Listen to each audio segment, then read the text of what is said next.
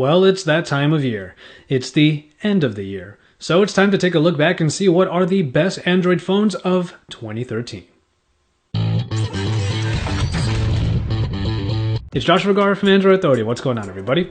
And it's time to take a look at the best phones of 2013. However, we're taking a bit of a different approach here. Instead of just giving you a top 5, 10 list, we're actually going to look at what types of phones would be perfect for the type of person that you might be. But enough of the chit-chat, why don't we go ahead and jump right into the categories.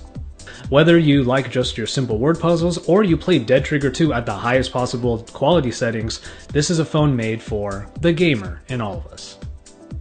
And yes, our pick is the Google Nexus 5. With a great display backed by LG's display prowess, a wonderful processing package in the Snapdragon 800 and the Adreno 330 for high graphics allows for some very great gaming capabilities. The main reason here, however, is the price. It is a pretty easy entry for great performance, and you have money left over for plenty of games.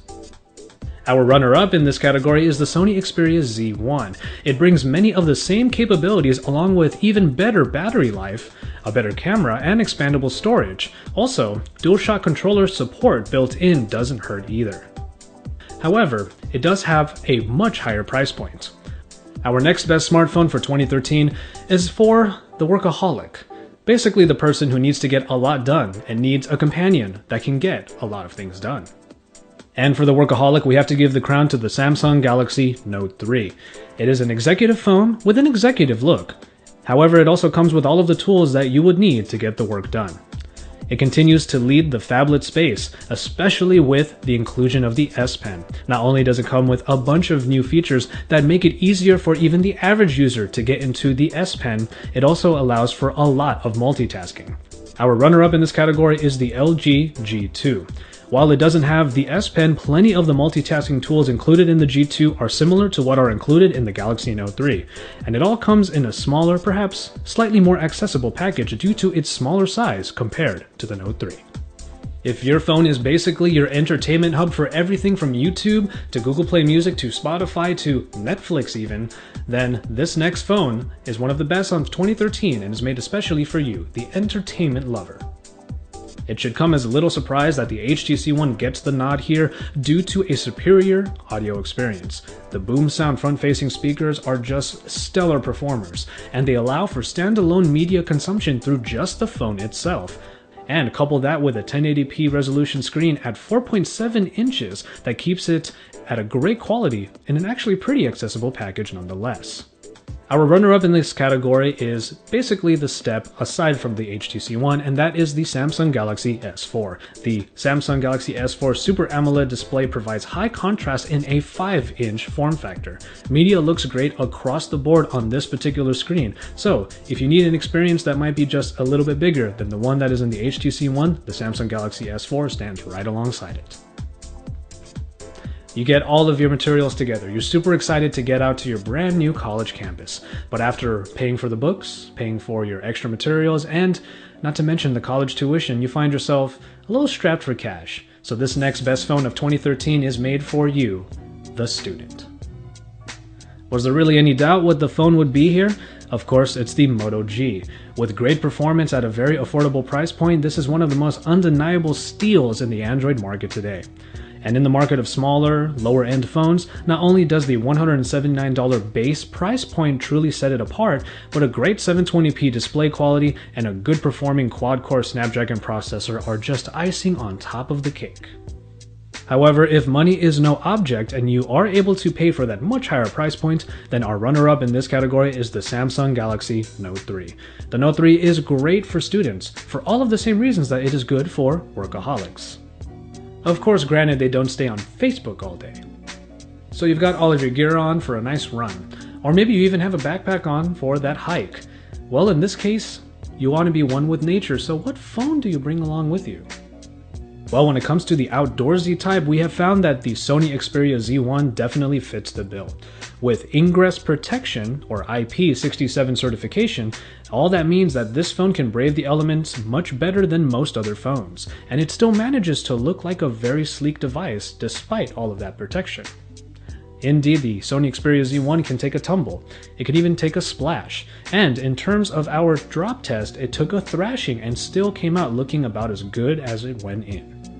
However, if you do want to kind of hit it on the nose here with the more rugged type of phone, our runner-up is of course the Samsung Galaxy S4 Active. If you want a phone that actually seems catered for the rugged terrain, then that is exactly what the S4 Active was made for, as it comes with the same IP certifications as the Xperia Z1 in a body that likely matches your hiking gear. Now this is a category that I might somewhat put myself in, because it's the category that tends to try to be unique, tries to be the early adopter for something that might really blow up later.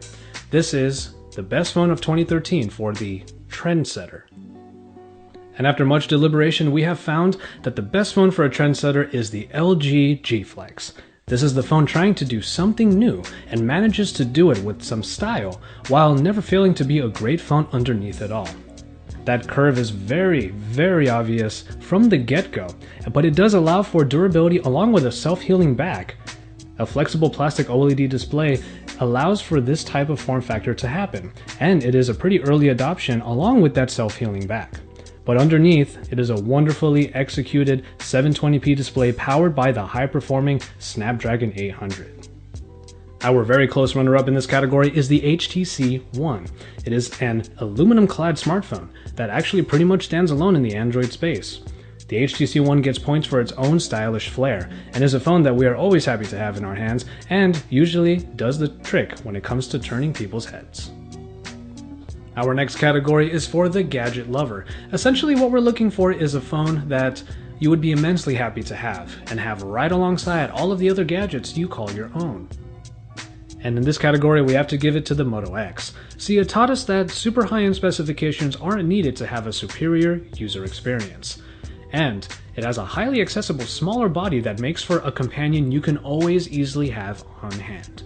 However, it doesn't slouch in terms of its features, as the extra features Motorola put into the almost stock Android build adds points for being actually practical and highly utilized by even most average users. However, as long as we're talking about features, if you want the most possible, then perhaps the Samsung Galaxy S4 is for you and is the runner-up in this category.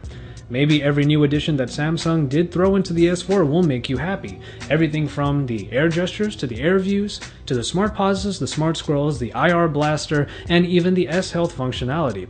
If that is all useful to you, then the Samsung Galaxy S4 is your pick. So let's say there's a shot that you want to get. Something just looks really beautiful, but you don't have your DSLR or your compact camera. So what phone do you have in your back pocket to take that perfect shot? Well, this is the best phone of 2013 for the photographer. And in this regard, we have to give it to the LG G2. A 13 megapixel optic package comes with many different modes in the app to allow for creativity. HDR, panorama, burst modes, the works. However, what is really of note here is a great implementation of optical image stabilization, which proves how important such a feature will be in the coming year for other camera smartphones. Not only does it allow for some great stabilization for your shaky hands, it also provides some pretty great photos as a result. The quality is pretty undeniable here. And also the bonus with the LG G2 is that it just also manages to be a damn good phone too, because you can compare it to some other phones that try to be more like cameras than phones and pretty much fall flat on their face. The Sony Xperia Z1 is the runner-up here and gets the nod for a very high-performing 20.7 megapixel shooter that is enhanced by user-installable add-ons that provide a possibly consistently evolving photography experience. Its pictures are also not too shabby either, and with that super high megapixel count, there are definitely quite a few things you can do with the very large pictures that come out of this phone. Now, we would be remiss if we overlooked what is one of the most important categories of the year, and that is the Android purist. This is probably the smallest surprise of the year because, of course, the Nexus 5 takes the crown for being the phone for the Android purist.